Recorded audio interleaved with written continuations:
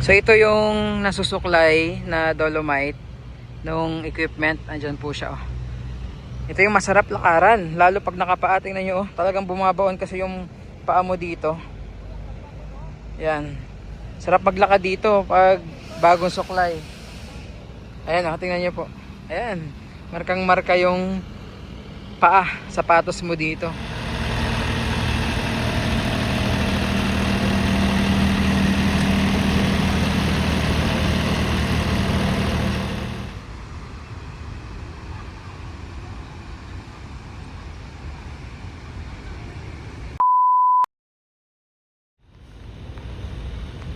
Yan, so kahit maulan po, nagsusuklay sila ngayon ng dolomite sand dito. Ito ay normally ginagawa every Thursday, no, part ng maintenance day.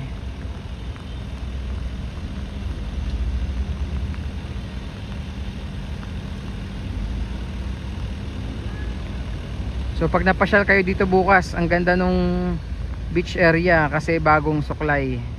Masarap maglakad.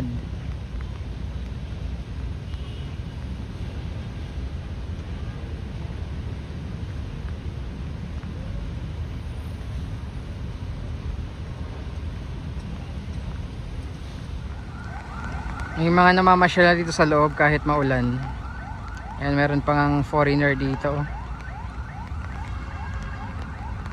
Napalusong si sir, no, sa linaw at ganda ng dagat ngayon dito sa Dolomite Beach.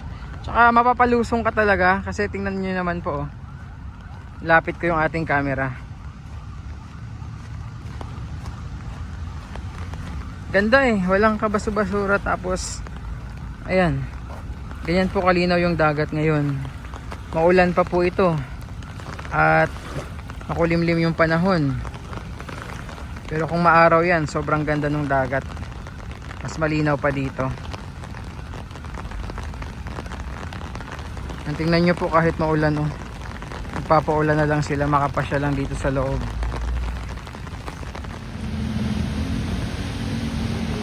Yan, silong muna tayo.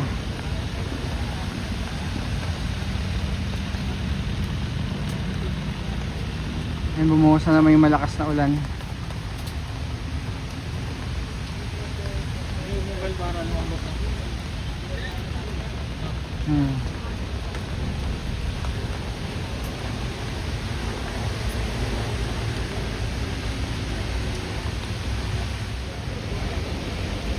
Sumilong muna tayo kasi tingnan nyo naman, lakas ng buhos ng ulan oh.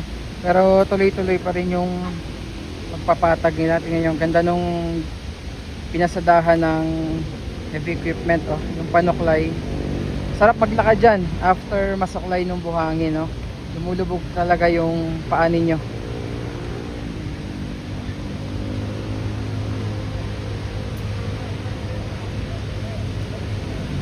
Tingnan nyo yung itsura ng napasadahan. Ganda.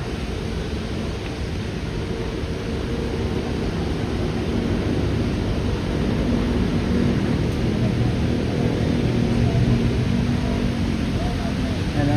And by the way, itong equipment na ginagamit nila po is the same dun sa ginagamit kung napasyal kayo sa Boracay, no? Sa may Boracay New Coast.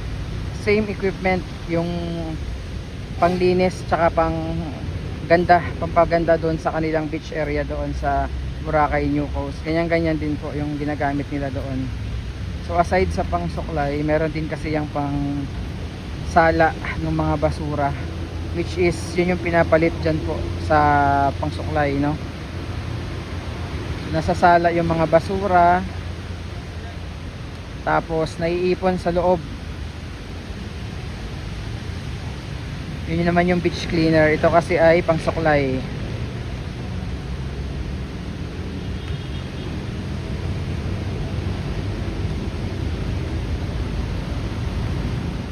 Yan, tingnan nyo ang ganda nung, tingnan nyo po, ganda nung bagong suklay na buhangin oh.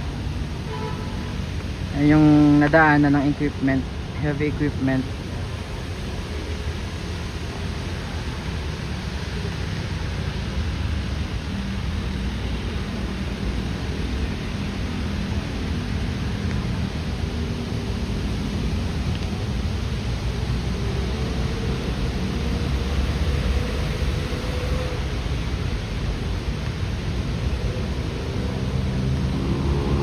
Sobrang daming ibon doon sa gilid ng embassy, doon sa may mga bato. So ito yung nasusuklay na dolomite nung equipment. Andyan po siya. Ito yung masarap lakaran, lalo pag nakapaa. Tingnan nyo, talagang bumabaon kasi yung paa mo dito. Yan, sarap maglakad dito pag bagong suklay. Ayan, tingnan nyo po. Ayan, markang marka yung paa, sapatos mo dito. Ayan, ganyan itsura po niya.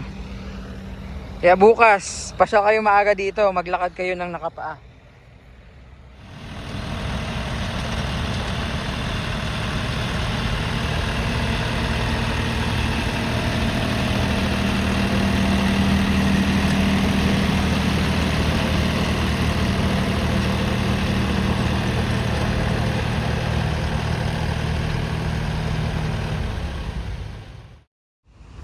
Silip tayo dito sa napasadahan na.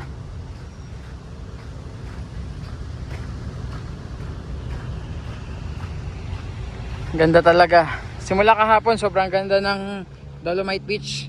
Wala talagang kabasu-basura. Dagat tsaka buhangin. Ayun tingnan niyo po, ganda Ayan, ganda. Sobrang ganda pag bagong suklay yung Dolomite. Tingnan nyo po, di ba? Ganda ng itsura Yan yung masarap lakaran kasi lulubog talaga yung paa nyo dyan, lalo pag nakapaa.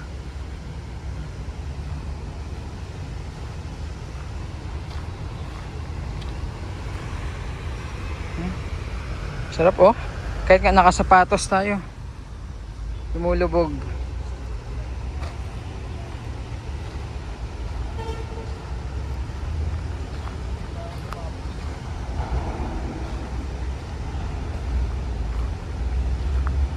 Ganda, tingnan niyo po. Tapos tingnan niyo naman daming ibon dito, mga nakaabang yan sa isda na matutuka.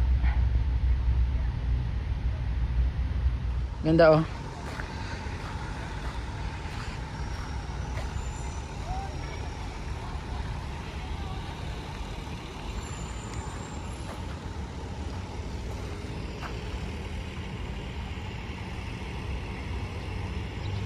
bagong suklay.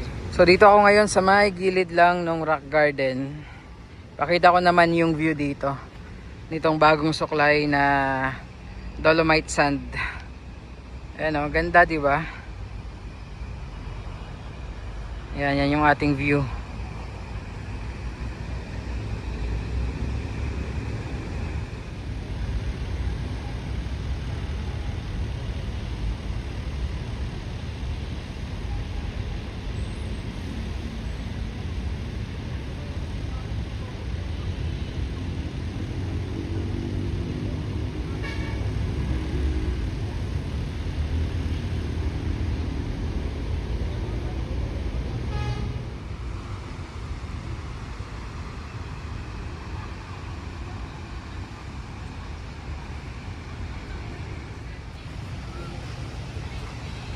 Diba, ganda nung itsura niya sa pag nabubungkal and nasusuklay. Diba? So again, today po is Tuesday, November 4, 2025. Ito yung sitwasyon dito sa Dolomite Beach. Wala pong kabaso-basura.